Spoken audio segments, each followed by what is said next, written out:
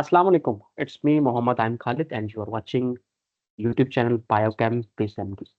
In this lecture, we are going to talk about Weissenberg theory, or I will say valence shell electron pair repulsion theory. अब हम इसकी VSEPR theory की starting ये बात करते हैं कि ये थ्योरी जो पुट फॉरवर्ड की गई है किन केमिस्ट की वजह से की गई है और क्यों की गई है। हमारा जो आंसर है यहाँ पर वाई वाला वो ज़्यादा इम्पोर्टेंट है। अब इससे पहले जो आपके पास थ्योरी राइज थी जो चल रही थी that was Lewis electron dot and cross model, और यहाँ थ्योरी इसको बोल सकते हो। अब क्या होता है कि जो electron dot and cross model आपने पढ़ा होगा, डिस्कस किया होगा, हम यहाँ उसको कुछ भी डिस्कस करने वाले नहीं है, हमारा वो कंसर्न नहीं है। अब क्या होता है कि वो मॉडल सिर्फ और सिर्फ बॉन्डिंग को एक्सप्लेन कर पाता है और बहुत अच्छे तरीके से एक्सप्लेन कर पाता है, लेकिन मॉलिक्यूल्स की शेप्स और जो आपके पास सेकंड चीज होती है दैट इज ज्योमेट्री, उसको एक्सप्लेन करने से कासिर होता है, उसको एक्सप्लेन कर नहीं पाता। अब ऐसा क्या है शेप और ज्योमेट्री में कि ये हमें लाजमी डिस्कस करना पड़ेंगे किसी भी मॉलिक्यूल के लिए। अब बात ऐसे है कि शेप और ज्योमेट्री से हम मॉलिक्यूल की प्रॉपर्टीज को डिटरमिन कर सकते हैं और मॉलिक्यूल को ज़्यादा बेहतर अंदाज में डिस्कस कर सकते हैं। ये जो आइडिया था सबसे पहले आपके पास जो साइंटिस्ट थे या केमिस्ट थे सिज्विक एंड पावेल, उन्होंने 1940 में ये आइडिया पुट फॉरवर्ड किया था कि हम मॉलिक्यूल्स की प्रॉपर्टीज तय करेंगे शेप्स और ज्योमेट्री के बेस पर, और शेप्स और ज्योमेट्री मॉलिक्यूल की कहाँ पर आएंगी, इलेक्ट्रॉन पेयर की बेस पर आएंगी, जो बॉन्डिंग में हिस्सा ले रहे हैं और चाहे जो बॉन्डिंग में हिस्सा नहीं ले रहे, वो हम चेक करेंगे क्या है, किस तरह की चीज़ होती है। फिर क्या होता है, इसी चीज को बुनियाद बनाकर दो केमिस्ट थे, Nyholm Nyholm and Gillespie. इसको आप एलएसपी भी पढ़ सकते हो, जो केमिस्ट ने जो भी, इन्होंने अपनी जो थेरी, अपना आइडिया, अपनी आइडियोलॉजी वेस्पर थेरी के नेम से प्रेजेंट कर दी। अब जितनी भी हमने इस टॉपिक में, इस लेक्चर के अंदर, इस वीडियो के अंदर जितनी भी हमने डिस्कस करनी है, वो सारी की सारी इस नाम के मरहूने मिलत है। अगर हम इसका कंप्लीट नाम लिख लें कि वेसिकल से बनता क्या है, that mean valence shell electron repulsion theory. अब जितने भी आपके पास हम यहाँ पर डिस्कशन करेंगे, आप खुद at the end of lecture आप खुद अंदाज़ा लगा लोगे कि हम इन चार लफ्ज़ों से बाहर जाने वाले नहीं है। इलेक्ट्रॉन पेयर रिपल्शन आ जाएगा, सॉरी फॉर डैट। तो हम इन पांच लफ्ज़ों से बाहर जाने वाले नहीं है। सबसे पहले क्या होगा कि बैलेंस शेल का मतलब क्या है, कि यहाँ पर कोई सेंट्रल एटम होगा जिसके सराउंडिंग पर कोई ना कोई एटम्स लगे होंगे। तो सेंट्रल एटम के जो वैलेंस शेल्स हैं और जो सराउंडिंग एटम्स हैं, फोर से हम उसको एस ए के नेम से रिप्रेजेंट कर लेते हैं, फोर से ये इनके दरमियान आपस में बॉन्डिंग हुई है। तो इनके बी वैलेंस शेल और इनके बी वैलेंस शेल के इलेक्ट्रॉन, वो इलेक्ट्रॉन पेयरिंग की फॉर्म में आएंगे। अब पेयर आपके पास, आपको आइडिया होना चाहिए, यहाँ पर दो तरह के इलेक्ट्रॉन पेयर हो सकते हैं। One is bonded electron pair and other one is non-bonding, or I will say lone pair. So these will be two type of electron pair that we're gonna discuss in this lecture. And you know what? Bonded electron pair has negative charge. Again, lone pair also has negative charge. So what we have to face here, the repulsion between same charges. अब अगर हम basic assumption check करें वैसे पर कि सिर्फ जितनी अभी हमने बातें की हैं उस बेस पर हम एक अगर चेक करना चाह रहे हैं कि valence shell electron pair repulsion theory क्या कह रही है, वो कह रही है कि आपके पास बॉन्डिंग इस तरीके से होगी कि जो सेंट्रल एटम होगा उसके सराउंडिंग पर, उसके जो सराउंडिंग एटम्स होंगे, फोर से एस होंगे, वो अपने आप को इस तरीके से अरेंज करेंगे उसके सराउंडिंग में कि वहां पर उनके बॉन्डेड इलेक्ट्रॉन पेयर, और अगर किसी के पास फोर से इसके पास लोन पेयर भी है या इसके पास में भी लोन पेयर है एक, उनमें क्या होगी, मिनिमम रिपल्शन होगी। अब रिपल्शन की वजह से होता क्या है, अगर आप देखो रिपल्शन की वजह से जो स्ट्रक्चर होता है वहां पर अनस्टेबिलिटी क्रिएट होती है। जब अनस्टेबिलिटी क्रिएट होगी तो that bonding can be easily breakable, तो आप उसको आसानी से ब्रेक भी कर सकते हो क्योंकि मॉलिक्यूल खुद अनस्टेबल है, वो ब्रेक होना चाह रहा है। तो आप क्या करते हो, मिनिमाइज करते हो आप क्या कहते हो, मिनिमाइज कहते हो किसको, रिपल्शन को मिनिमाइज करते हो, जिससे क्या होती है आपके पास higher degree of stability attain हो पाती है। दैट मीन कि अगर हम यहाँ से एक रिलेशन लिख लें तो क्या रिलेशन लिख सकते हैं कि आपके पास जो रिपल्शन होगी अगर वो ज़्यादा होगी तो वहाँ पर आपके पास स्टेबिलिटी का फैक्टर क्या रहने वाला है, कम रहने वाला है। और अगर आपके पास रिपल्शन कम होगी तो वहाँ पर स्टेबिलिटी का फैक्टर क्या होगा, ज़्यादा होगा। दैट मीन के we have inverse relation between electron pair repulsion and stability of molecule, structural stability of molecule, आप इसको इस तरीके से भी बोल सकते हो। अब हम चलते हैं पोस्टलेट्स की तरफ। हम बेसिक पोस्टलेट देखते हैं और साथ साथ चीज़ें भी डिस्कस करते जाते हैं कि यहाँ पर स्ट्रक्चर सिमिलैरिटी आपके पास या स्ट्रक्चर अरेंजमेंट आपके पास किस तरह से है। अब पहला अजम्पशन तो हम एक तरह से डिस्कस कर चुके हैं कि आपके जो इलेक्ट्रॉन्स हैं वो अपने आप को, जो इलेक्ट्रॉन पेयर होंगे वहाँ पर अरेंजमेंट ऑफ इलेक्ट्रॉन होगी, अरेंजमेंट ऑफ इलेक्ट्रॉन पेयर होगी, क्या करने के लिए, टू मिनिमाइज रिपल्शन। अब एक्चुअल में अगर इसका एक मकसद हम समझे ना कि मिनिमाइज रिपल्शन क्यों करनी है, भाई सीधी सी बात है, स्ट्रक्चर स्टेबिलिटी चाहिए। अगर मॉलिक्यूल का स्ट्रक्चर स्टेबल नहीं है तो मॉलिक्यूल नहीं, जिंदा ही नहीं रहेगा, मतलब एग्जिस्ट नहीं करेगा दुनिया में। तो बेला बेसिक पॉइंट तो आपके पास यही होगा। दैट मीन कि रिपल्शन को कम करना है और अरेंजमेंट करनी है तो some sort of angle involvement भी यहाँ पर रहने वाली है। तो यहाँ पर मतलब वैसे पर का हमारे पास जो सेकंड एडवांटेज होगा, जो हमें एक और चीज़ हमें यहाँ पढ़ने को मिलेगी, that would be bond angle, हमें यहाँ पर चीज़ों की मिल सकेंगे। अच्छा ये सेंट्रल एटम के अराउंड जो सराउंडिंग एटम है या लोन पेयर है वो किस एंगल पर पड़ा हुआ है, तो ये भी हम अंदाजा लगा सकेंगे यहाँ पर।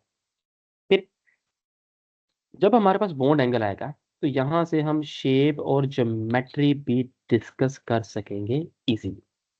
तो हमारे पास इस तरह से आ सकता है चीज़ें।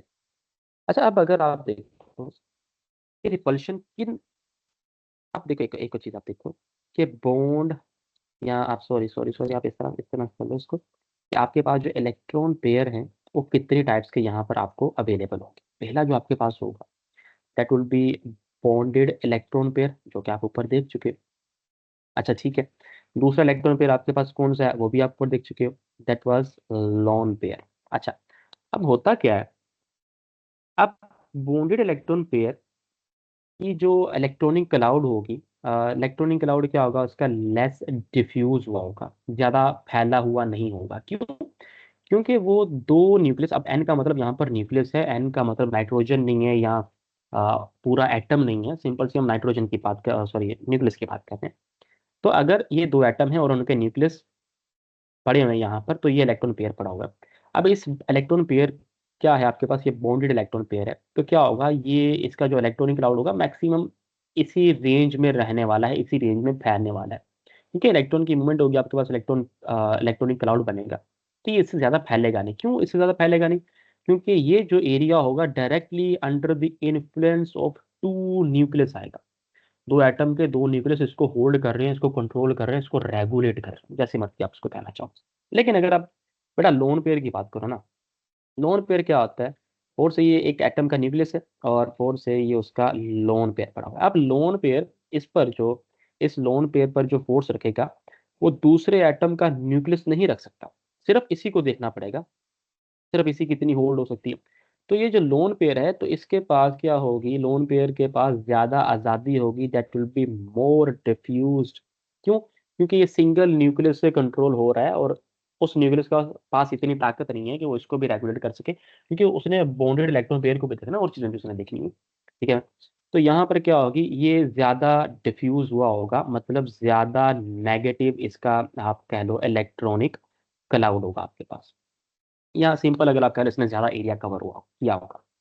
तो फिर यहाँ पर ना तीन तरह की रिपल्सिव इंटरेक्शन हो सकती हैं। पहली क्या हो सकती है, पहली हो सकती है आपके पास दो बॉन्डेड इलेक्ट्रॉन पेयर के दरमियान, और से ये आपके पास बॉन्ड इलेक्ट्रॉन पेयर है कोई एक, और ये आपके पास दूसरा इलेक्ट्रॉन पेयर है, इनके दरमियान रिपल्शन हो सकती है। So it will be okay, तो ये हो सकती है ना। सेकंड आपके पास क्या हो सकती है, बॉन्ड इलेक्ट्रॉन पेयर की किसके साथ हो सकती है, मे बी लोन पेयर के साथ हो सकती है। तो ऐसा केस भी पॉसिबल है और हम ये देख भी सकते हैं वहाँ थोड़ी देर तक। देन आपके पास रिपल्शन किसके दरमियान हो सकती है, लोन पेयर और लोन पेयर के दरमियान रिपल्शन भी हो सकती है। अब अगर हम यहाँ पर एक एमसीक्यू डिस्कस कर लें, एक पॉइंट डिस्कस कर लें कि सर यहाँ पर हमारे पास जो ट्रेंड रहने वाला है रिपल्सिव फोर्स का, रिपल्सिव इंटरेक्शन का, रिपल्सिव स्ट्रेंथ का, जैसे भी आप इसको बोलो, वो कैसे रहने वाला है। तो जाहिर सी बात है इन दोनों के दरमियान सबसे जो बॉन्ड इलेक्ट्रॉन पेयर और बॉन्ड इलेक्ट्रॉन पेयर के दरमियान जो रिपल्शन होगी, that would be very less, सबसे कम इसके पास रिपल्सिव होगी। क्यों? क्योंकि इसको भी रेगुलेट किया जा रहा है, मतलब दो न्यूक्लियाई होल्ड कर रहे हैं, इसको भी दो न्यूक्लियाई होल्ड कर रहे हैं, तो इनका जो इलेक्ट्रॉनिक क्लाउड होगा वो एक दूसरे के कम इंटरेक्शन में आएगा। सेम। फिर सेकंड वाला जो सिनेरियो है, bonded electron pair and lone pair के दरमियान जो रिपल्शन होगी वो थोड़ी सी ज्यादा होगी, ग्रेटर देन प्रीवियस वन आएगी, ये ग्रेटर देन फर्स्ट केस जो हमने देखा है, तो बॉन्ड पेयर के दरमियान जो रिपल्शन होगी उससे ज्यादा। देन लॉन पेयर और लोन पेयर अगर आपस में एक दूसरे की विसिनिटी में आ जाएंगे तो यहाँ पर रिपल्शन रिपल्शन क्या होगी, मैक्सिमम होगी। मैक्सिमम इन दैट सिनेरियो कि हमारे पास ये तीन केस ही हैं, तो उस केस में सबसे ज्यादा मैक्सिमम यहाँ पर रहने वाली है। तो हम ट्रेंड क्या लिख सकते हैं, लोन पेयर के दरमियान रिपल्शन मैक्सिमम, उसके बाद कम होगी लोन पेयर बॉन्ड पेयर के दरमियान, सबसे कम जो स्ट्रेंथ होगी रिपल्शन की, या जो रिपल्सिव फोर्स होगी, या आप ये अच्छा एक और तरह से आप इसको डिफाइन कर सकते हो कि जो दो वसीनिटी में पड़े जो नेबर हैं इलेक्ट्रॉन पेयर के, ज्यादा स्टेबल कौन होगा, वो ज्यादा स्टेबल आपके पास बॉन्ड पेयर और बॉन्ड पेयर का स्नेक होगा, और सबसे कम जो स्टेबल होगा, लीस्ट स्टेबल होगा, वही होगा। सबसे ज्यादा अनस्टेबल कौन होगा, वही होगा। आप किसी भी एंगल से देखो, आपकी बुक में एक एंगल है लिखा हुआ है रिपल्शन का, ये सिनेरियो है, ठीक है, या रिपल्शन से बाकी चीजें नहीं हो रही, होती और ठीक है। आप एक और, मैं यहाँ से अगर आप एंगल निकालना चाहो, तो लोन पेयर और लोन पेयर के दरमियान में डिस्टेंस भी ज्यादा होगा, तो बोन लेंथ भी यहाँ पर ज्यादा, मतलब बोन लेंथ तो इस तरह से नहीं बोल सकते आप उसको, लेकिन डिस्टेंस दोनों में ज्यादा होगा। मतलब लोन पेयर और लोन पेयर, दो लोन पेयर के दरमियान जो बॉन्ड एंगल होगा वो भी बहुत ज्यादा होगा। क्यों? रिपल्शन को मिनिमाइज कर। तो आप हर तरीके से पेपर में तैयार रहिएगा कि किसी भी एंगल से आपसे पूछा जा सकता है कि भाई ये चीज़ है, इसको आप इस तरीके से बयान कर दो। या देखो, आपने बुक में एक चीज़ एंगल पढ़ा हुआ है, आप लाजमी नहीं है कि अगर आप इवन पंजाब बोर्ड की बात कर रहे हो या फेडरल बोर्ड की बात कर रहे हो, किसी भी बोर्ड की बात कर रहे हो, तो ये बेसिक नॉलेज है और ये कॉमन सेंस है। अगर कोई टीचर आपको नहीं भी बता रहा है इस टाइम पर, तो that mean this is only a common sense, ठीक है। कुछ चीज़ें होती हैं जो डेप्थ में जाना पड़ता है, तो ये वो चीज़ नहीं है जो डेप्थ में जाने वाली है। बस ये हर इंडिविजुअल स्टूडेंट की अपनी पर्सनल थिंकिंग है, अपनी पर्सनल क्रिटिकल थिंकिंग, अपनी पर्सनल रैशनल थिंकिंग, जैसे उसको लेना चाहे। क्योंकि हमारे जो लेक्चर हैं, we are more focused with M D CAT और ई कैट एज वेल, तो हम इन चीज़ों के साथ साथ डिस्कस करें। Although we are not discussing such scenario, such pattern of E CAT और एम डी कैट कि हम यहाँ पर एमसीक्यूज भी डिस्कस कर सकें, हम यहाँ पर वो नहीं करें। हम उसका जो कोर्स है इंशाल्लाह ताला, उसको हम सेपरेट एक यूट्यूब पर प्ले लिस्ट में बनाएंगे इंशाल्लाह, और उसमें हम उस पैटर्न के हिसाब से लेके चलेंगे। अब यहाँ पर जो हमने समझना है, जो हमारा फोकस है यहाँ पर, जो हमारा कंसर्न है, वो सिर्फ ये है कि हम अपने कंसेप्ट को यहाँ पर बिल्ड अप कर सकें। अगर इंशाल्लाह ताला हम अपने कॉन्सेप्ट को बिल्डअप करने में कामयाब रह जाते हैं, तो हमारे लिए जो एमसीक्यू है आपके पास E cat M D cat के, या इवन आपके पास शॉर्ट क्वेश्चंस भी आते हैं, तो they are practical application of your knowledge. तो यहाँ पर हम जितना नॉलेज है, जिस नॉलेज को जितने ज़्यादा एंगल में हम देख सकते हैं, वो पॉसिबल इंशाल्लाह ताला कोशिश कर रहे हैं। हमारे हाथ में जो चीज़ है दैट इज़ आर मेहनत, जो हमारी हार्ड वर्क है, हम हमारे पास वही है, और हमारी अपनी जो नीयत है, इंटेंशन है, वो हमारी क्लियर है। तो these two things are very important in someone's progress। तो एक हार्ड वर्क और एक आपका जो क्लियर इंटेंशन होनी चाहिए। तो ये हम चीज़ें देख कर चल रहे हैं इंशाल्लाह। अच्छा, तो ये बेसिक कम से कम हमने ना पॉइंट्स कर लिए। एक पॉइंट रह गया है, वो मुझे आइडिया है कौन से वाला है, लेकिन हम उसको थोड़ा बाद में एक एग्जांपल मुझे करवाना है आपको, तो हम वहाँ पर डिस्कस करने की कोशिश करें। इतना मुश्किल पॉइंट नहीं है, वो सिंपल सी बात है। अगर मैं अभी यहाँ पर बता दूँ, मैं लिखूंगा नहीं, सिर्फ डिस्कस कर रहा हूँ आपके साथ, एक वॉइस आ जाएगी आपको ये वाली कि जो आपके पास यहाँ पर देखो, हम बात कर रहे हैं सिंगल बॉन्ड की, सिग्मा बॉन्ड की बात कर रहे हैं। देखो पाई बॉन्ड भी यहाँ पर बनेगा, होता है, जरूरी भी है, मतलब बात जगह पर तो पाई बॉन्ड है ना, लेकिन ट्रिपल बॉन्ड भी आपके पास हो सकता है। तो आप उनको मतलब सिर्फ और सिंगल बॉन्ड के डोमेन में उसको एक्सप्लेन करोगे, आप श्योर नहीं करोगे अच्छा इसके दरमियान डबल बॉन्ड है, इसके दरमियान ट्रिपल बॉन्ड है, तो यहाँ पर ये डिफेक्ट रहने वाला है वैसे का। अच्छा सर, अब हम चलते हैं हमारे बेसिक और हमारे ज़्यादा इंपॉर्टेंट टॉपिक की तरफ, दैट इज़ के अरेंजमेंट किस तरह से होती है। अच्छा देखो, हम स्टार्ट तो बाद में करते हैं, लेकिन हम थोड़ा सा अपनी चीज़ें सेटल कर लें और फिर उसके बाद हम देखते हैं। अब देखो, चीज़ें सेटल क्या करनी है, हमने ना लेक्चर स्टार्ट किया था ये वाला, और हमने दो चीज़ों की बड़ी ज़रूरी बात की। हमने स्टार्टिंग वर्ड ही वो लिखे, क्या लिखे, कि एक है आपके पास ज्योमेट्री है और एक है आपके पास शेप। अब मेरा मुझसे सवाल ये है, मेरा आपसे सवाल ये है, आपका भी अपने आप से सवाल ये होगा कि क्या ज्योमेट्री शेप है और शेप ज्योमेट्री है, दैट मीन कि क्या दोनों सेम है कि या डिफरेंट चीज़ है। तो हमारा आंसर ये होगा कि these two things are totally different. ठीक है, इंटरचेंजेबल टर्म्स हैं आपके पास, ज्योमेट्री को शेप बोल सकते हैं, शेप को ज्योमेट्री बोल सकते हैं, लेकिन सर आपको ये याद करना पड़ेगा, केमिस्ट्री के लैंग्वेज में या केमिकल बॉन्डिंग की लैंग्वेज में आप इसको सेम नहीं कह सकते, बिकॉज देखो, ज्योमेट्री आपके पास क्या होती है कि ज्योमेट्री आपको देगी arrangement of bond pair plus lone pair, दोनों की अरेंजमेंट, कि दोनों की बेस पर मॉलिक्यूल का स्ट्रक्चर किस तरीके से स्टेबल हुआ है, that is your geometry, that is molecular geometry, आप इसको इस तरह से। लेकिन शेप क्या है, shape is solely dependent on bond pair, इसका लोन पेयर से कोई लेना देना नहीं है। तो मतलब मैं इसको इस तरीके से डिफाइन कर सकता हूँ, क्या कर सकता हूँ, कि this is the arrangement of atoms around central atom, around central atom. तो होप सो ये आपको दो बड़े बेसिक कॉन्सेप्ट हैं, ये क्लियर समझ लगे। अब एक एमसीक्यू है, एक आपके पास स्ट्रेट फॉरवर्ड कॉन्सेप्ट है। देखो, अगर आपके पास क्या, अच्छा चलो आपसे क्वेश्चन के भाव में आपसे पूछा जाता है, मतलब मैं आपसे पूछ रहा हूँ, पेपर में नहीं पूछा जाता, बोर्ड के पेपर्स में ऐसा नहीं पूछा जाता, एमडी कैट और ई कैट में कभी ऐसा पूछा गया नहीं, लेकिन कभी पूछा जा सकता है। तो हमें अपने आप को हर लिहाज से, हर तरीके से, हर एंगल से तैयार रखना पड़ेगा। क्या ऐसा सर हो सकता है कि मेरी ज्योमेट्री, मतलब मेरी ज्योमेट्री नहीं, मॉलिक्यूल की ज्योमेट्री, वो मॉलिक्यूल की शेप के बराबर हो, क्या ऐसा कोई सिनेरियो हो सकता है? अभी हमने थोड़ी देर पहले ऊपर बात की कि नहीं सर ऐसा हो ही नहीं सकता, मतलब हमने ये भी बात की, लेकिन अभी मैं आपसे पूछ रहा हूँ कि क्या बराबर हो सकती है। तो दैट मीन मैं अगर आपसे पूछ रहा हूँ, इसका मतलब ये बराबर हो सकती है ना, कोई एक्सेप्शन होगी, कोई चीज होगी। आप देखो ना, अब शेप किस पर डिपेंड कर रही है, सिर्फ और सिर्फ बॉन्ड पेयर पर, लेकिन ज्योमेट्री किस पर डिपेंड कर रही है, bond pair plus sum of lone pair. अगर मैं ऐसा करूं, मैं इस लोन पेयर को हटा दूं, कैसे हटा सकता हूँ, अगर मेरे पास उस मॉलिक्यूल के ऊपर लोन पेयर जीरो है, दैट मीन उस केस में ज्योमेट्री मेरी बराबर होगी किसके, शेप के। ये आपको पता रखना चाहिए और पता होना चाहिए। और अब हम जो बात कर रहे थे कि geometry would not be equal to shape, ये कब होगा, ये तभी बात होगी जब आपके पास लोन पेयर जीरो के बराबर नहीं। होप सो, आपको चीज़ों की क्लैरिटी हुई होगी। तो ये दो बेसिक और वेरी क्विक एमसीक्यू से क्विक कंसेप्ट थे, तो आप इनको पिक कर लीजिएगा। अच्छा सर, अब हम क्या करते हैं, हम आगे चलते हैं। आपके पास एक चीज़ होती है, एक टर्मिनोलॉजी होती है स्टेरिक नंबर, हम उसको डिस्कस करने की कोशिश करते हैं। तो इंशाल्लाह ताला हम अ, चीज़ें सीखने की कोशिश करते हैं। एक है स्टेरिक नंबर। ये स्टेरिक नंबर आपके लेवल का नहीं है, आपके कॉन्सेप्ट का नहीं है आपके, लेकिन आपको पता होना चाहिए, इसको आप रिप्रेजेंट करते हो जी से।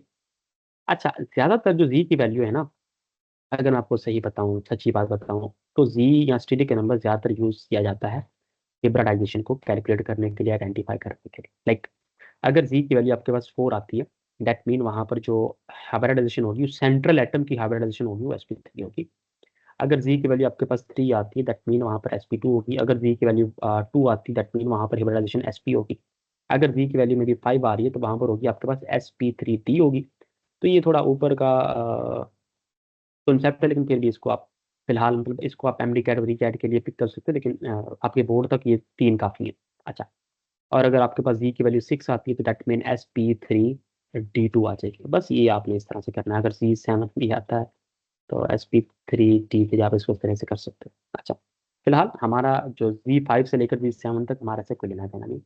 अब Z आता है कहाँ से, अगर Z की अगर मैं आपको वैल्यू बताऊँ, फॉर्मूला बताऊँ इसको कैलकुलेट करने का, this is half of number of valence shell electron on central atom, plus plus आपके पास क्या आएगा, नेगेटिव चार्ज ऑन मॉलिक्यूल। फिर माइनस आएगा आपके पास प्लस चार्ज ऑन मॉलिक्यूल। हम एक की कैलकुलेट भी करके देखेंगे, फिर आपको बताएंगे कैसे कैलकुलेट होगी ये। फिर आपके पास लास्ट पर आएगा plus number of monovalent atoms. Sum कर दोगे और इसको टू से डिवाइड करा दोगे, आपके पास जी की वैल्यू आ जाएगी। जी की वैल्यू आप एक और एंगल से भी बता सकते हो, मतलब एक और तरीका भी है। मैं एक वो भी फार्मूला लिख रहा हूँ कि sum it is the sum of sigma bond, सही है, सिग्मा बॉन्ड प्लस, ये बैंड नहीं है, ये बॉन्ड है, सही है, प्लस लोन पेयर, इनका सम से जो आपके पास आंसर आएगा वो भी स्टेटिक नंबर ही होगा। इसी चीज़ को आप इस तरह से भी लिख सकते हैं, एक और एंगल है कि sum of bond pair plus lone pair, वो भी आपके पास स्टेटिक नंबर है। अच्छा, अगर हम मीथेन की कैलकुलेट करने की कोशिश करें तो क्या होगी आपके पास। अब सेंट्रल एटम जो है वो कार्बन है, तो जी की वैल्यू अगर आप निकालो, जी half into number of valence electron on central atom carbon है, इसके 6 इलेक्ट्रॉन टोटल होते हैं और 4 वैलेंस हैं, तो आपके पास 4 आ जाएगा। इस पूरे मॉलिक्यूल के ऊपर नेगेटिव चार्ज भी कोई नहीं है, पॉजिटिव चार्ज भी कोई नहीं है, मोनोवैलेंट एटम। मोनोवैलेंट आपके पास कौन से हो सकते हैं, ग्रुप 1 वाले एलिमेंट्स हो सकते हैं और ग्रुप 2 वाले, सॉरी ग्रुप 2 बोल रहा हूँ, ग्रुप 7 वाले एलिमेंट्स हो सकते हैं आपके पास, सही है। अच्छा, तो कितने लगे हैं, हाइड्रोजन 4 लगे हैं, तो +4, तो आपके पास क्या आ जाएगा, हाफ इंटू 8 इंटू 4, जी के लिए 4 आ रही है, तो दैट मीन जो मीथेन है उसकी जो हिब्रिडाइजेशन है दैट विल बी sp3 आएगी आपके पास। अच्छा, एक और चीज़ मुझे अभी जहन में आई है, वो क्या आई है कि बेटा जो वैसे पर थेरी है ना, ये शेप्स और ज्योमेट्रीज को एक्सप्लेन करेगी, लेकिन ये किस तरह के एलिमेंट्स की एक्सप्लेन करती है, ये करेगी बेटा नॉन ट्रांजिशन एलिमेंट्स की, नॉन ट्रांजिशन एलिमेंट्स की, या आप इसको बोलो ग्रुप जो ए वाले हैं, ग्रुप ए वाले एलिमेंट्स हैं उनकी करेगी, या आप इसको आप इस तरह से लिख लो नॉर्मल एलिमेंट्स, या आप इसको बोलो मेन एलिमेंट्स, या आप इसको लिख लो रिप्रेजेंटेटिव एलिमेंट्स की जो ज्योमेट्री है, जो शेप है मॉलिक्यूल्स की, उनसे जो मॉलिक्यूल्स बन रहे हैं उनकी जो ज्योमेट्री और शेप है वो कौन एक्सप्लेन करेगा, वैसे पर करेगा। लेकिन क्या आपके पीरियोडिक टेबल में सिर्फ और सिर्फ नॉन ट्रांजिशन एलिमेंट्स नहीं है, ट्रांजिशन भी तो हैं, उनको कौन करेगा। तो जस्ट कॉन्सेप्ट, दो थेरीज हैं, लाइगेंड फील्ड थ्योरी, एक वो करेगी और दूसरी है क्रिस्टल फील्ड थ्योरी। तो याद नहीं करना, बस आपको ये पता होना चाहिए, क्योंकि वेसिपर का इसके साथ लिंक है, तो मैं ये चाह रहा था कि आप वो करें, ये इस तरह से भी एमसीक्यू ना आ जाए ना कि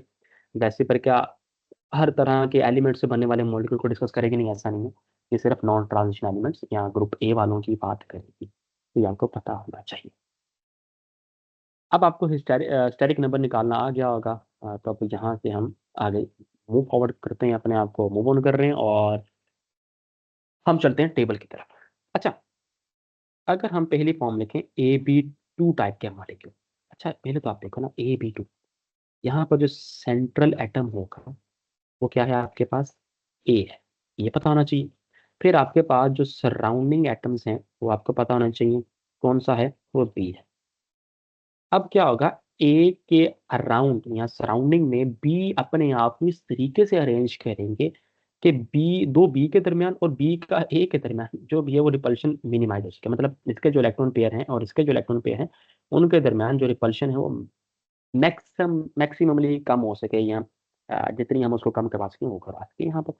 तो ये क्या होगा, यहाँ पर अगली चीज़ जो आपने पेपर में लिखनी होती है वो आप लिखा करोगे, क्या लिखा करोगे, total number of electron pair. Paper में आपको शॉर्ट क्वेश्चन भी आते होते हैं ना, लाइक आप कह दिया जाए कि PbCl2 या बेरिलियम क्लोराइड की आपने ना उसको आप एक्सप्लेन करें with the help of VSEPR theory, तो आपको ना ये मैं आप कुछ पॉइंट लिखवा रहा हूँ, आपको वो लिखवाने पड़ेंगे। लाइक अगर हम बेरिलियम क्लोराइड की बात करें तो आप लिखोगे कि सेंट्रल एटम कौन सा है, यहाँ पर ए की जगह पर आप लिख दोगे यहाँ पर बी है, सराउंडिंग एटम आपके पास कौन से हैं, Cl हैं, तो आप ये लिख दोगे, इलेक्ट्रॉन पेयर यहाँ पर कितने हैं। अब देखो AB2 टाइप है, AB2 टाइप के केस में आपको पता होना चाहिए जी की वैल्यू कितनी आती है, 2 आती है, और AB2 टाइप के मॉलिक्यूल की जो अब देखो यहाँ पर बेरिलियम की जो आपके पास हिब्रिडाइजेशन होगी वो क्या होगी, sp होगी। तो ये भी आपको साथ साथ चीज़ें, हर जो हमारी इस डिस्कशन का हिस्सा है that is purely purely MCQ point, तो आप इसको हर एंगल से देखो। देखो आपने मे बी आपके पास आपने वेसिपर थ्योरी को आप वेसिपर थ्योरी के हिसाब से देखा होगा, लेकिन आपने वेसिपर को हिब्रिडाइजेशन के साथ लिंक करके कभी नहीं देखा, तो आप मेरा ख्याल है, मुझे ऐसा लगता है, तो हम यहाँ पर वो भी डिस्कस करने की कोशिश करेंगे। अब इलेक्ट्रॉन पेयर यहाँ पर कितने होंगे, जी की वैल्यू जितनी है वो उतने इलेक्ट्रॉन पेयर है, मतलब 2 है। लेकिन क्या इलेक्ट्रॉन पेयर सिर्फ इलेक्ट्रॉन पेयर ही है, मतलब उसमें एक तरह का टाइप है कि आप बॉन्डेड इलेक्ट्रॉन पेयर भी है, और दूसरी आपके पास क्या है, लोन पेयर भी है। आपको पंजाब में फेडरल में शॉर्ट क्वेश्चन इस तरह से आपको लिखने पड़ेंगे। अब देखो, अब एक मतलब बेरिलियम के साथ कितने क्लोरीन जुड़े हुए हैं, 2 जुड़े हुए हैं। तो दैट मीन कि सिर्फ 2 बॉन्ड पेयर हैं, लोन पेयर यहाँ पर कोई भी नहीं है। जब लोन पेयर बेटा यहाँ पर कोई नहीं है, तो इसकी ज्योमेट्री आप क्या है आपके पास, वो है लीनियर ज्योमेट्री आ जाएगी। फिर आप अगले पॉइंट पर लिखोगे कि सर इसकी शेप क्या है, मतलब एग्जामिनर को बताओगे वो क्या है, लीनियर है। ऐसा क्यों? ऐसा क्यों? क्योंकि यहाँ पर लोन पेयर क्या है, 0 है, तो जो ज्योमेट्री होगी वही आपके पास क्या होगी, शेप होगी। अच्छा सर, लास्ट पर आप क्या लिखोगे कि बॉन्ड एंगल इन दोनों मतलब इनका क्या होगा, दैट वुड बी 180 डिग्री। तो ये अगर आप शॉर्ट क्वेश्चन में इस तरह से लिखते हो, ये मे बी 4 और 4 8 चीज़ें, मतलब 8 चीज़ें लिख देते हो, तो अगर पैडल बोर्ड में 3 नंबर का शॉर्ट है तो 3 नंबर आपके यहाँ पर पक्के हैं, क्योंकि यहाँ पर सिर्फ एक एग्जामिनर को आपने हर चीज़ मौके पर एक्सपोज करके प्रोवाइड करनी होती है। अब ऐसा नहीं करना, आप एक्सपोज इतनी चीज़ें कर दो कि वहाँ पर आपकी गलतियाँ भी नजर आ जाएं। तो अगर आपको चीज़ें क्लियर हैं तो, और आपको पता है कि यहाँ पर मेरी गलती कोई नहीं पकड़ सकता, तो आपको एक्सपोज करनी पड़ेगी अपने आप को। क्यों? आप जितना उसको फैसिलिटेट करोगे वो आपको फैसिलिटेट करेगी, तो आप इस तरह से उसको मैक्सिमम फैसिलिटेट करने की कोशिश कर सकते हो यहाँ पर। देन सर, अब अगर मैं आपको एक और सिनेरियो यहाँ पर बता दूँ, वो हम डिस्कस करना नहीं चाहिए हमें, क्योंकि that would be very rubbish thing, मतलब अगर हम उसको डिस्कस करते हैं। अगर बॉन्ड पेयर एक हो, लोन पेयर एक हो, इसका मतलब क्या है कि ए है, उसके साथ बी कनेक्ट हुआ हुआ है, और एक आपके पास क्या है, लोन पेयर लगा हुआ है। अब देखो, जो आपस में 2 एटम वगैरह जुड़े हो ना, तो इसका मतलब क्या है, अब देखो ज्योमेट्री यहाँ पर लीनियर ही होगी, इसमें कोई शक नहीं। लेकिन शेप इनकी कोई भी नहीं है, सही है। अब 2 एटम्स आपस में कनेक्ट हैं, उनकी आप क्या शेप एक्सप्लेन करोगे? हाँ ठीक है, अगर करनी भी है, करनी नहीं चाहिए आपको, लेकिन अगर करनी भी है तो ठीक है, इसकी शेप भी लीनियर ही होगी, तो आप इसको बता सकते हो, इसका भी कोई इशू नहीं है। अच्छा, अब हम सेकंड सिनेरियो देखते हैं। वहां पर हम देखेंगे AB3 टाइप के मॉलिक्यूल। AB3 टाइप के मॉलिक्यूल के पास जो जी की वैल्यू आपके पास जो स्टेरिक नंबर होगा वो 3 होगा। तो दैट मीन यहाँ पर जो हिब्रिडाइजेशन आपके पास वो sp2 आने वाली है। लेकिन अब चेक करते हैं, हम साथ में अगर हमारे लिए बेहतर हो सके, तो अगर हम साथ में कोई एक एग्जांपल अगर हम डिस्कस करना चाहें तो वो भी हम यहाँ पर डिस्कस कर सकते हैं कि AB3 टाइप में आपके पास क्या आ जाएगा। मे बी एक आप बड़ा फेमस है एल्यूमिनियम क्लोराइड ना, ट्राइक्लोराइड उसको बोल सकते हैं, AlCl3। अब देखो यहाँ पर क्या है कि इस तरह का सीन है कि यहाँ पर जो सेंट्रल एटम होगा वो एल्यूमिनियम होगा, सही है। यहाँ अगर आप AB3 की टाइप बात करते हैं, सॉरी AB की बात करते हैं, तो बी इस तरीके से अरेंज होंगे लाइक सो। हर एंगल जो होगा आपके पास 120 डिग्री का होगा। 120 डिग्री का जब एंगल होगा आपके पास, तो यहाँ पर जो ज्योमेट्री आएगी तो आपको पता होने चाहिए। उसके 2 नाम है, एक है ट्राई एंगुलर प्लेनर, और मैंने जो आपके लिए लिखा है दैट इज ट्राइकोनल प्लेनर, तो आप इसको ट्राई एंगुलर प्लेनर भी लिख सकते हो, कोई मसला नहीं। अच्छा, जब लोन पेयर 0 होगा आपके पास, तो वो शेप भी आपके पास क्या होगी, एग्जैक्टली ज्योमेट्री के बराबर होगा। अच्छा, तो आपके पास यहाँ इस तरह से चीज़ें मिनिमाइज हो जाएंगी। यहाँ पर एग्जाम्पल आपके पास AlCl3 की आ सकती है, तो ये आप डिस्कस कर सकते हैं। सेकंड जो आपके पास टाइप हो सकती है लाइक AB2E, ये AB3 की आगे क्लासिफिकेशन है, लेकिन इसमें क्या होगा कि जो बॉन्डेड इलेक्ट्रॉन पेयर हैं, जो बॉन्ड पेयर हैं वो आपके पास तो 2 होंगे। ई का मतलब है लोन पेयर।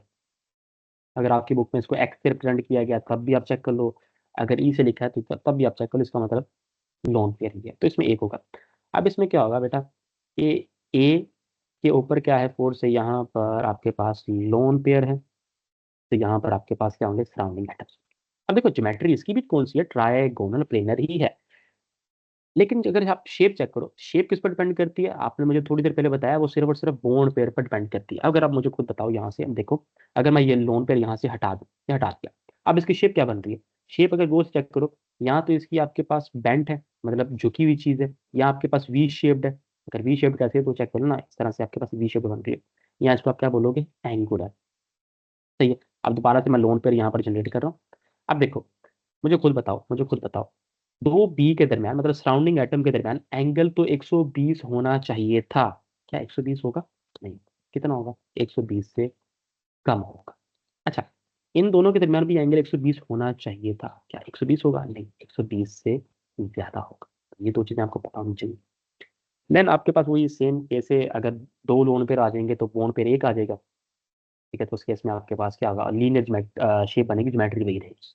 तो 2 एटम्स आपस में जुड़े हो तो आप उसको लीनियर शेप नहीं बोलते हो, बस वो अगर आप कहना चाहो तो कह लो, नहीं तो हम डिस्कस करने की ज़रूरत नहीं है। अच्छा सर, आपके पास एक, अगर हम शॉर्ट क्वेश्चन यहाँ डिस्कस कर लें कि आपके पास एक SO3 है, ठीक है। SO3 की हमें आप लोन पेयर बता दो, इसमें लोन पेयर कितने हैं। अगर आप हमें बता दो कि इसकी हाइब्रिडाइजेशन कौन सी है, मतलब कौन सी वाली है, सही है। और अगर आप हमें बता दो कि इसकी ज्योमेट्री क्या होगी, और अगर आप हमें बता दो कि इसकी शेप क्या होगी, तो ये हम देख लेते हैं क्या हो सकती है। सबसे पहले तो आपको सल्फर का स्टेरिक नंबर कैलकुलेट करना है, जी।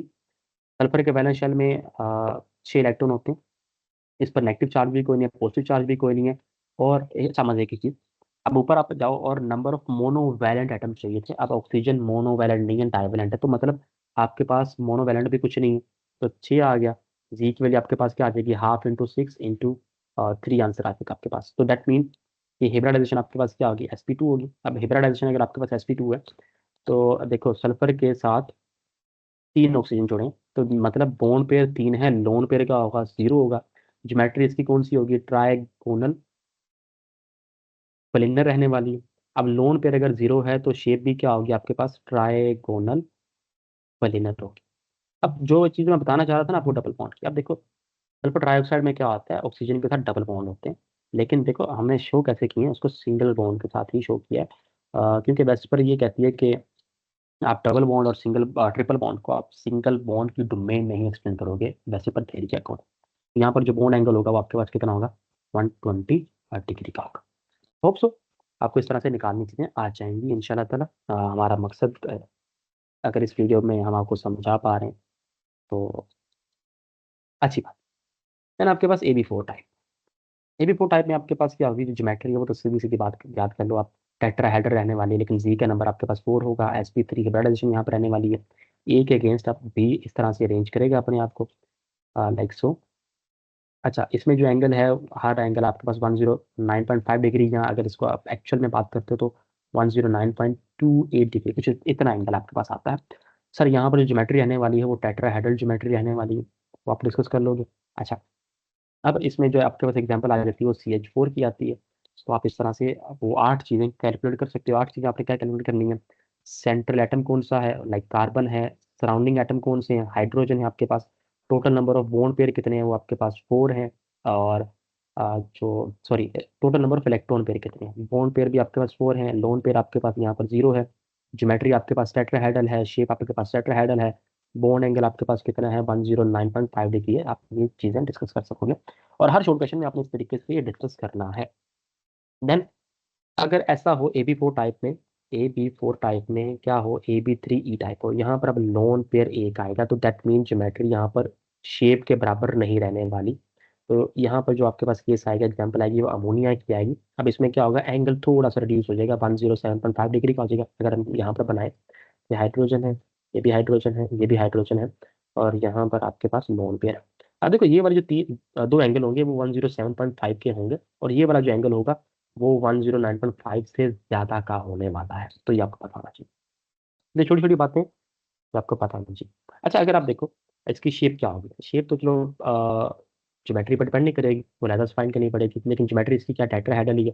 अब अगर आप देखो ये शेप कुछ आपके पास पायरामिडल बन रही है, तो यहाँ पर AB3E टाइप में शेप आपके पास कौन सी आएगी, पायरामिडल शेप आएगी। ऑल्सो आपको ये भी पॉइंट क्लियर हुआ होगा। देन आपके पास एक और एग्जांपल है, AB4 टाइप के केस में एक और आगे क्लासिफिकेशन हम कर रहे हैं, that is AB2E2।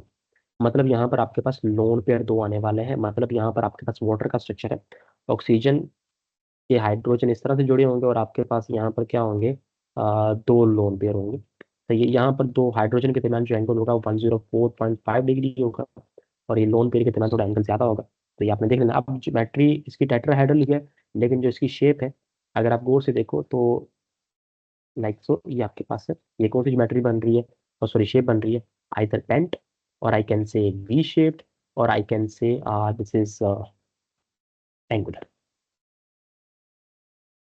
Hope so आपको यहाँ पर ये केस क्लियर हो चुका होगा इंशाल्लाह। देन सर हम बात करते हैं AB5 टाइप की। अब यहाँ पर एक और चीज, हमें यहाँ पर इनको इतना ज्यादा डिटेल में डिस्कस नहीं करना है। क्यों, हम इनको डिस्कस करेंगे, लेकिन अलहदा जो हमारी जो MD कैट का सेशन होगा, जो हमारा ई कैट का सेशन होगा इंशाल्लाह ताला, वहाँ पर हम इसको डिस्कस करने की कोशिश करेंगे ज़्यादा डिटेल में, लेकिन हम फिर भी यहाँ पर थोड़ा सा आगे की तरफ जाने की कोशिश करेंगे, थोड़ा डिफरेंट सीखने की कोशिश करेंगे। सबसे पहले मेरा बच्चा, यहाँ पर आपने जो ज्योमेट्री उठानी है वो कौन सी उठानी है? ट्राइगोनल, पाए, पायरामिडल, ये आपने उठानी है। अब होगा क्या इसमें ना, 4 से ए यहाँ पर लगा होगा, एक बी यहाँ पर, एक बी यहाँ पर, और एक बी यहाँ पर लगा होगा। तीन हो गए, चौथा बी आपके पास यहाँ पर, पांचवा बी आपके पास यहाँ पर। हम पीसीएल 5 का केस से डिस्कस कर सकते हैं, हम पीबीआर 5 का डिस्कस कर सकते हैं, जैसे आपका दिल करे। अब देखो एक मजे की बात चेक करना यहाँ, अगर मैं ये वाले बी हटा दूं, तो आप मुझे बताओ इन दो बी, इन बी और इन बी के दरमियान जो एंगल होगा वो कितने का होगा? 120 डिग्री का होगा। सही है। अच्छा, अब यहाँ पर बी लगा दूं, यहाँ पर बी लगा दूं। अब मुझे अगर पेपर में आपको एमसीक्यू दे दूं कि यहाँ किसी भी जगह पर आपको एमसीक्यू ला दिए कि ए बी 5 ज्योमेट्री में, या ट्राइगोनल बायपैरामीटर ज्योमेट्री में, या पीसीएल 5 में, पीवीआर 5 में, जैसा भी दिल करे, जिस बंदे ने आपसे पूछा है, आपसे क्या पूछे कि यहाँ पर नंबर ऑफ राइट एंगल कितने, मतलब यहाँ पर 90 डिग्री के एंगल कितने, तो आपका फौरन से जवाब होगा दो। सही है, लाइक सो, है ना, ये आपका ये आंसर होगा। नहीं, ऐसा नहीं, यहाँ पर 6 एंगल। क्यों?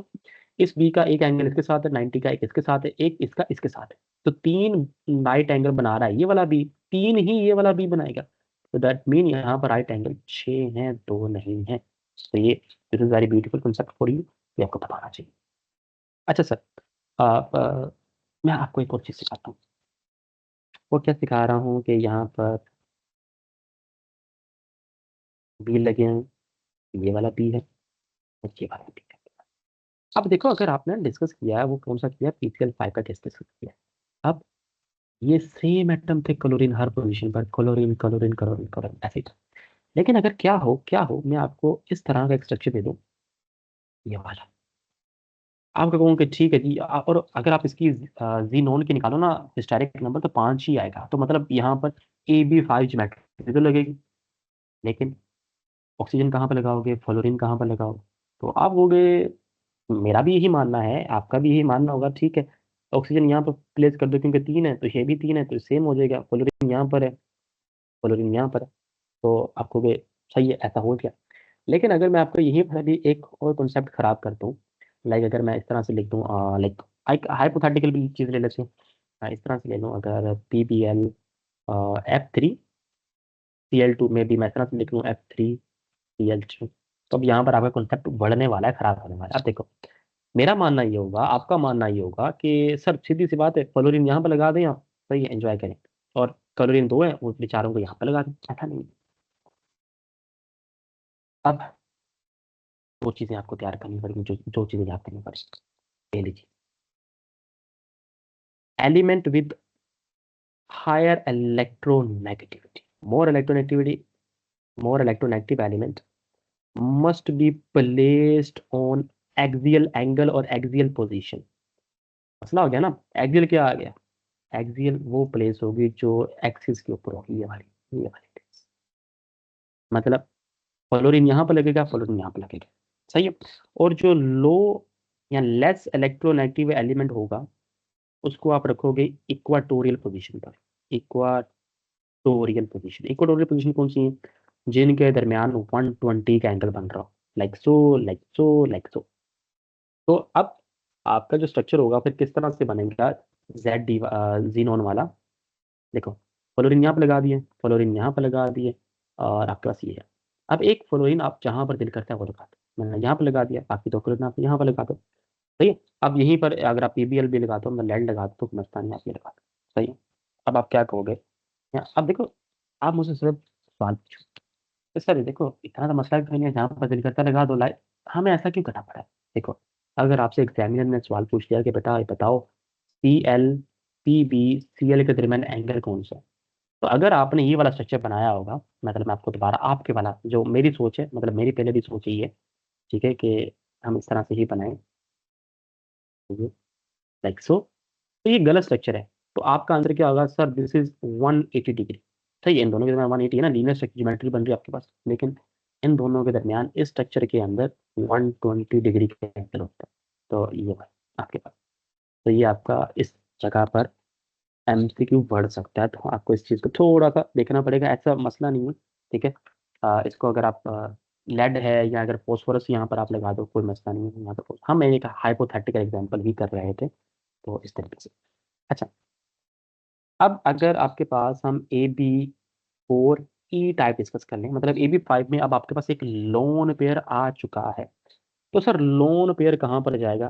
तो याद कर लो, लोन पेयर आप उस जगह पर प्लेस करोगे जहां पर आपकी इक्वाटोरियल पोजीशन होगी, लाइक सो अगर आप इसको देखो किस तरह से बनेगा। फोर से ए आपके पास यहाँ पर आ जाएगा, एक आपके पास बी यहाँ पर आ जाएगा, एक बी आपके पास यहाँ पर आ जाएगा। फोर से यहाँ पर आप लोन पे रख लोगे, और एक आपके पास बी यहाँ पर आ जाएगा, एक बी आपके पास यहाँ पर आ जाएगा। अच्छा, इसकी जो ज्योमेट्री होगी that will be trigonal bipyramidal, सही है।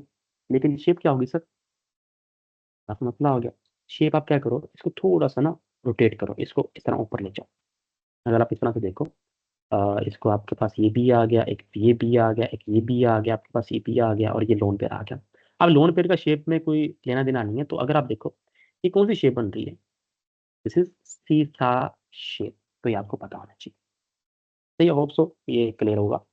अगर आपके पास AB3E2 फॉर्म आ गई, तो दो लोन पेयर हैं, दो लोन पेयर कहाँ पर जाएंगे? इक्वाटोरियल पोजीशंस की फॉर्म पर ही जाएंगे। तो अब इस केस में हम क्या लिख सकते हैं? ए आपके पास बी यहाँ पर आ जाएगा, एक बी यहाँ पर आ जाएगा, एक बी यहाँ पर हम कर लेते हैं, और दो लोन पेयर हम यहाँ पर प्लेस कर लेते हैं। अच्छा, लोन पेयर को हम इक्वाटोरियल पर ही क्यों रख रहे हैं? क्योंकि इनके दरमियान 120 का एंगल होगा, ज्यादा एंगल होगा, एक्सिल पर आपको 90 का एंगल मिलेगा, तो यहाँ पर स्ट्रक्चर ज्यादा अनस्टेबल रहने वाला है। तो इक्वाटोरियल पर हम ज्यादा स्टेबिलिटी के चक्कर में वहां पर इसको लोन पेयर को शिफ्ट कर देते हैं, और मतलब हो जाता है। अब देखो इसकी ज्योमेट्री आपके पास क्या हो रही है, वो ट्राइगोनल बाय पैरामीटर है, लेकिन शेप क्या होगी आपके पास? चेक करो, ये समहाउ टी शेप्ड आ रही है। और ये आपको एक चीज पहले बता दूं, ये एग्जैक्ट टी शेप नहीं होगी, थोड़ी सी ये एंगल थोड़े से बेंट हुए होंगे, ये थोड़े से एंगल आपके पास बेंट हुए होंगे, तो एग्जैक्ट टी शेप नहीं होगी। तो होप सो आपको ये चीज़ की क्लैरिटी होगी। इंशाल्लाह ताला अभी हम जा रहे हैं AB6 की तरफ। AB6 में जो ज्योमेट्री होगी बेटा, वो आपको याद करनी है, that is octahedral geometry. Octahedral क्या होती है? आपके पास फोर्स ए यहाँ पर है, बी यहाँ पर है, एक बी यहाँ पर है, एक बी इसके सामने, एक बी अगर यहाँ पर है, तो एक बी यहाँ पर जितने भी एंगल होंगे सारे के सारे एंगल 90 डिग्री के एंगल होने वाले हैं। ठीक है। अगर आपके पास एक एग्जाम्पल आ जाए AB5E की, यहाँ पर शेप तो डिफरेंट हो जाएगी, वो शेप आपके पास क्या आ जाएगी? तो केयर पायरामिडल हो जाएगी, केयर पायरामिडल हो जाएगी। ठीक है, मतलब आपके पास अगर हम यहाँ पर लोन पेयर लगा लें, यहाँ पर एक जगह पर लोन पेयर लगा लो आप, सही है, तो ये लोन पेयर आ जाएगा। तो ये बी थोड़े से अंदर की तरफ शिफ्ट हो जाएंगे। जब अंदर की तरफ शिफ्ट हो जाएंगे, तो अगर आप देखोगे तो एक आपके पास ये स्केयर बनेगी, और ये पायरामिड की फॉर्म पर यहाँ पर बन रही है। देन आपके पास एक और पॉइंट डिस्कस करते हैं, AB4E2 टाइप। यहाँ पर भी जो ज्योमेट्री है वो ऑक्टाहेड्रल ही रहने वाली है, लेकिन जो शेप बनने वाली है वो स्क्वायर प्लेनर रहने वाली है, तो आपको ये पता होना चाहिए। और यहाँ पर जो आपके पास सेकंड लोन पेयर होगा, आप याद कर लो, आप लोन पेयर अपोजिट पोजीशन पर रखोगे, मतलब इस तरह। ठीक है, बाकी आपके पास यहाँ पर भी आ जाएंगे। अब यहाँ पर आप देख सकते हो कि आपके पास स्क्वायर प्लेनर ज्योमेट्री बन रही है। तो बस हम इसी जगह पर अपनी क्लोजिंग करते हैं, मतलब AB7 की तरफ हमें जाने की जरूरत नहीं है, लेकिन अगर आपको बता दूं, AB7 में जो आपके पास होगा ज्योमेट्री होगी, वो पेंटागोनल बाय पैरामिडल होगी। ठीक है, हम इनको एमडी कैट में और ई कैट सेशन में अच्छे से डिस्कस भी करेंगे। और यहाँ पर जो एंगल रहने वाले हैं वो 72 डिग्री के एंगल रहने वाले हैं। अब हम जल्दी से क्या करते हैं, जो आपके लेवल तक के टेबल है वो उठा लाते हैं, फिर उनको डिस्कस करने की कोशिश करते हैं इंशाल्लाह। Just give me a second. तो यहाँ पर आपके पास अभी थोड़ी देर में टेबल आ रहा है, और सब आपके पास यहाँ पर टेबल क्लियर होगा। तो आपकी जो ए बी, ज़्यादातर आपके पास AB4 तक है, तो यहाँ पर आप देखो वैसे पर थ्री चार्ट आप इसको इस तरीके से तैयार कर लो, इसी में से आपके पास काफ़ी चीज़ें आपकी हो जाएंगी। हम एक और अभी टेबल लेकर आएंगे थोड़ी देर तक।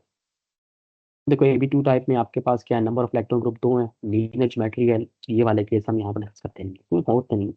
AB3 में आपके पास अगर लोन पेयर कोई नहीं है, तो ज्योमेट्री क्या है? ट्राइगोनल प्लेनर है, अगर फन है तो एंगुलर बेंट है।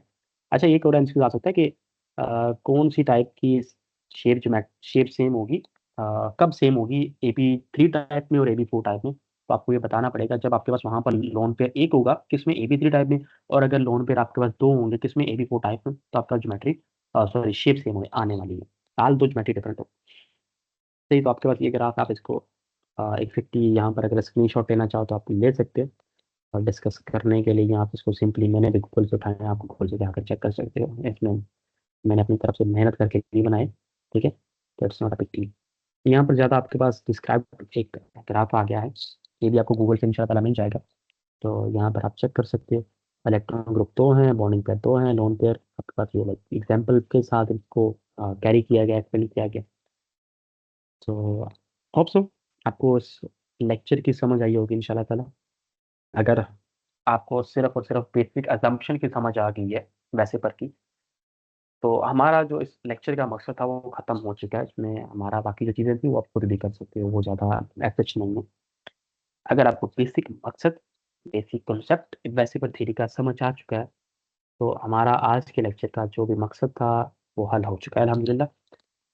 अगर नहीं हुआ तो आप कमेंट सेक्शन में डिस्कस कर सकते हो, जो भी आपके पास इशू हो। फॉर मोर डिटेल लेक्चर आपको सजेस्ट कर रहा हूँ, अगर आपको फिजिकल ऑन कैंपस लेक्चर भी चाहिए और आप एनरोल करना चाह रहे हो, तो you can visit studies on academy at Chatta Bakhtawar Islamabad, और you can contact at email, given email जो आपके पास इस चैनल की डिस्क्रिप्शन में भी आपको मिल जाएगी, एंड दैट ईमेल इज ताइन खालिद 2306@gmail.com। आप उस पर भी और मोर डिटेल्स आप इसको डिस्कस कर सकते हो, यहाँ पर आप मैसेज कर सकते हो, आपको रिप्लाई कर दिया जाएगा। और अगर आपके पास व्हाट्सएप है तो आप इस नंबर पर कांटेक्ट कर सकते हो फॉर मोर डिटेल्स। क्योंकि हम स्टडीज ऑन अकेडमी में फॉर इस्लामाबाद स्टूडेंट में आपको एक चीज़ बताना चाह रहा हूँ, कि हम 1 जनवरी से इंशाल्लाह ताला हम टेस्ट सेशन लॉन्च कर रहे हैं बायोलॉजी और केमिस्ट्री का इंशाल्लाह। और उस टेस्ट सेशन में क्या होगा, आपके पास चैप्टर वाइज टेस्ट होंगे, फिर आपके पास 3 चैप्टर, मतलब आपके पास क्वार्टर बुक के टेस्ट भी होंगे, और इंशाल्लाह ताला आपके पास हाफ बुक के टेस्ट होंगे, फिर 4 फाइनल बुक मतलब फुल बुक आपके पास जो FLPs होंगी, 4 आपके पास टेस्ट होंगे इंशाल्लाह। ये जो आपका सेशन चलेगा वो चलेगा टिल 1 जनवरी 2025 टू 23 और 24 मार्च 2025 टू 2025 तक, यहाँ पर तक चलेगा इंशाल्लाह ताला। और इसमें तकरीबन आपके केमिस्ट्री के में भी 26 टेस्ट हैं, और बायोलॉजी के भी सम इतने ही टेस्ट आपके पास इंशाल्लाह ताला वहाँ पर लिए जाएंगे। अब इस सेशन का हमारे पास फ़ायदा क्या है, आपको जो यहाँ पर अगर आप स्टडी जोन में एनरोल हो रहे, तो आपको यहाँ पर क्या मिलेंगे, आपको डिटेल्ड लेक्चर्स मिलेंगे, आपके सारे इंशाल्लाह ताला कॉन्सेप्ट क्लियर किए जाएंगे। इवन अ सिंगल जो लाइन होगी आपकी बुक की वो स्किप नहीं की जाएगी इंशाल्लाह ताला। एग्जैक्टली SLO बेस्ड लेक्चर्स भी होंगे, फिर आपके पास SLO बेस्ड इंशाल्लाह ताला टेस्ट भी होंगे, और इंशाल्लाह ताला आप जब आप बोर्ड पेपर में बैठोगे तो आपको इंशाल्लाह ताला पता चलेगा कि आपने जो टेस्ट दिए थे दैट वाज वेरी बेनिफिशियल वो आपके लिए। फिर क्या होगी, उन SLO बेस्ड टेस्ट की डिटेल्ड डिस्कशन हुआ करेगी, आइदर रिकॉर्डिंग की फॉर्म में, आइदर ऑनलाइन की फॉर्म में, आइदर फिजिकल फॉर्म में डिस्कशन हुआ करेगी। आपको आपके पास यहाँ पर आपको नोट्स अवेलेबल होंगे, ठीक है, और हर टेस्ट का आपके पास PDF की फॉर्म में PDF सॉल्यूशन भी आपके पास अवेलेबल हुआ करेगा। तो इंशाल्लाह ताला आपसे अगली वीडियो में मुलाकात होती है, अगले लेक्चर में मुलाकात होती है। तो अगले लेक्चर तक, अगले वीडियो तक, बेस्ट विशेस एंड अल्लाह हाफिज़।